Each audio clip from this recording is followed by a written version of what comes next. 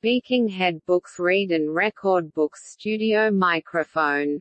Herb relationship with nature shedding tree.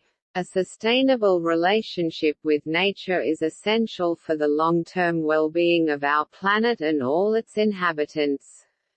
Respecting the environment involves adopting eco-friendly practices, reducing our ecological footprint, and advocating for policies that prioritize sustainability.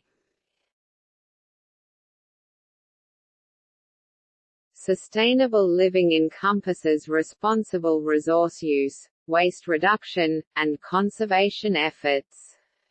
By respecting the delicate balance of nature and striving for sustainability, we ensure that future generations can enjoy the beauty and resources of our planet while preserving its health and resilience. Thanks for watching our video. EDC channel.